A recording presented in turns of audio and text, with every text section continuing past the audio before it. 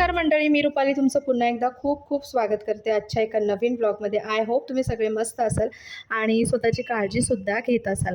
तर खूप दिवस झाले आपले व्हिडिओ काही येत नव्हते, तर जवळजवळ हे 15 दिवसानंतर आजचा हा जो व्हिडिओ आहे तुमच्यासोबत मी शेअर करत आहे। आणि यापुढे आपले व्हिडिओ जे आहेत ते रेग्युलर येत राहतील।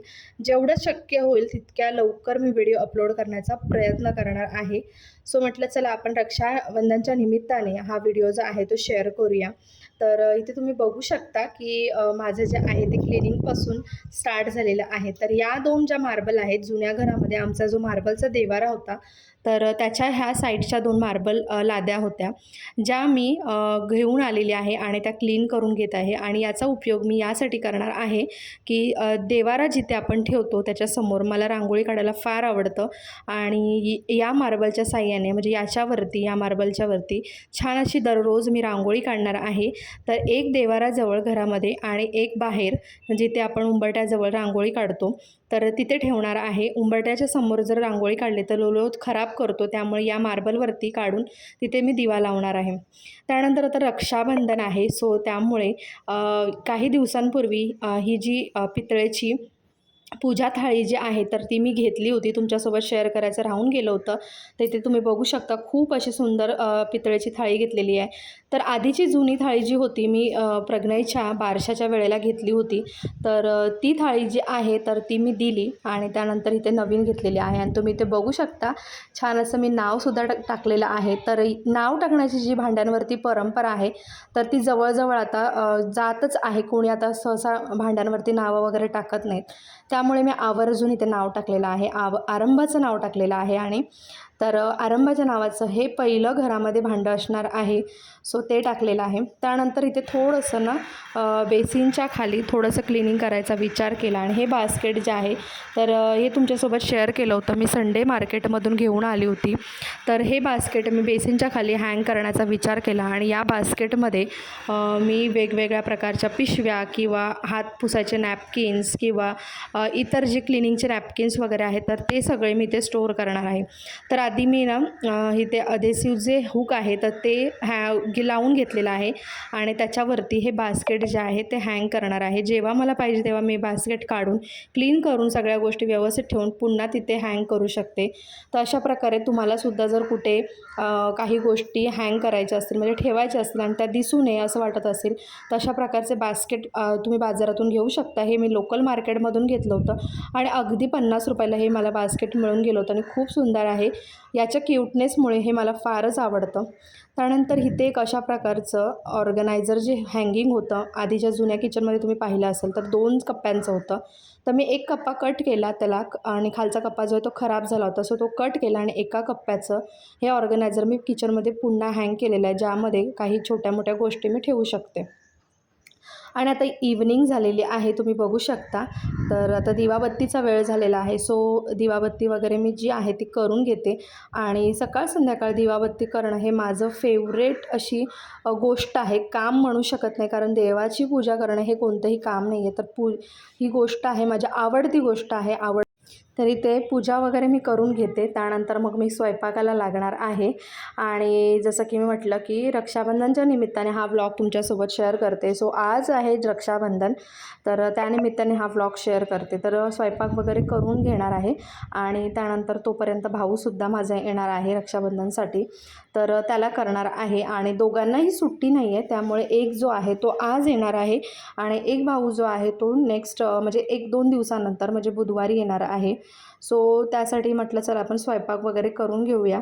आणि इथे स्वयंपाकाची माझी तयारी चालू आहे, तुम्ही बघू शकता। डाळ वगैरे मी ते बनवत आहे आणि सगळा स्वयंपाक झाल्यानंतर मग छान अशी रेडी होणार आहे आणि मग रक्षाबंधन जे आहे ते करून घेणार आहे। आणि आजचा सकाळचा दिवससुद्धा ना खूप जास्त बिझी गेला, कारण रक्षाबंधन होती, सकाळी देवपूजा वगैरे या सगळ्या गोष्टी होत्याच, त्याचबरोबर अजून काही गोष्टी नव्याने सुरुवात केल्या आहेत, तर त्यामुळे त्या गोष्टींमध्ये जास्त बिझी होती। जसं शक्य होईल ना मी पुढे हळूहळू शेअर करेन काही ब्लॉगमध्ये की मी काय आणि कोणत्या गोष्टी ज्या आहेत त्या नव्याने सुरुवात केलेल्या आहेत। तुम्ही ते बघू शकता।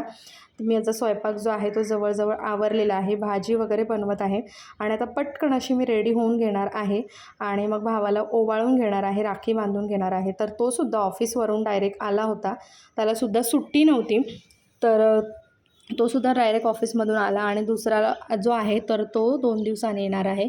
आणि इथे मी ओवाळत वगैरे होती, तर आमचं थोडंसं आपसात बोलणं चाललं होतं आणि तो हसत होता, कारण मी त्याला म्हणत होती की तू थोडं स्माइलिंग फेस ठेव, कारण तो एकदम असा ताठ बसला होता, सो मला त्यामुळे हसायला येत होतं. तर त्याला मी म्हटलं तू थोडंसं ताठ हसून बघ म्हणून वगैरे, कारण इकडे बाजूला व्हिडिओसुद्धा काढत होते आणि प्रज्ञा जो आहे तो फोटोसुद्धा काढत होता. आणि त्या आई माझ्याकडे आली होती रक्षाबंधनासाठी. ब्लॉग येत नसल्यामुळे तुमच्यासोबत शेअर करता आलं नाही.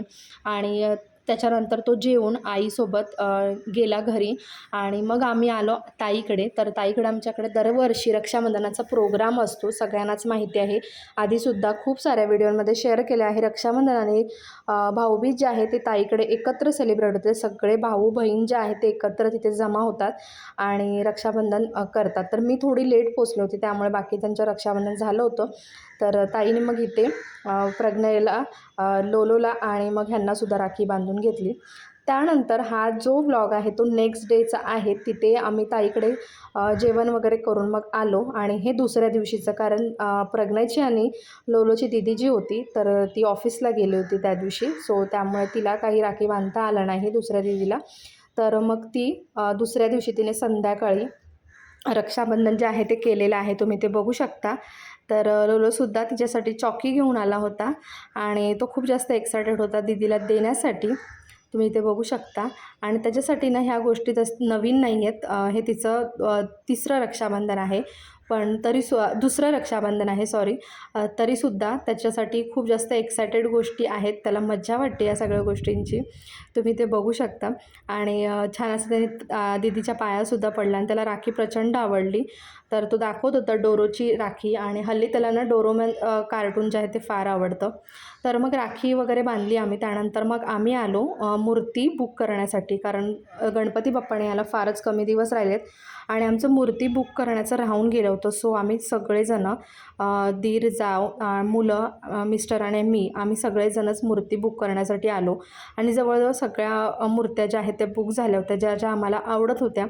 तर मग फायनली एक विचार करून प्रज्ञाने मूर्ती सिलेक्ट केली, कारण यावर्षी त्याच्या आवडीची मूर्ती आम्ही घेतलेली आहे. आणि हा बघू शकता बाप्पा मला फार आवडला होता, पण याच्या मागे ना सिंहासन नव्हतं, सो त्यामुळे मग नाही घेतलं, कारण आमच्याकडे येणारी मूर्ती ही सिंहासनवाली असते, सो त्यामुळे ते राहून गेलं. आणि त्याच्यानंतर मग आम्ही घरी आलो आणि त्यानंतर मग हा नेक्स्ट डेचा व्लॉग आहे, 2 दिवसानंतरचा, जेव्हा दुसरा भाऊ जो आहे माझा तर तो रक्षाबंधनासाठी घरी आला होता. मी ॲक्च्युली 3 दिवसांचा व्लॉग एकत्र शेअर केलेला आहे तुमच्यासोबत.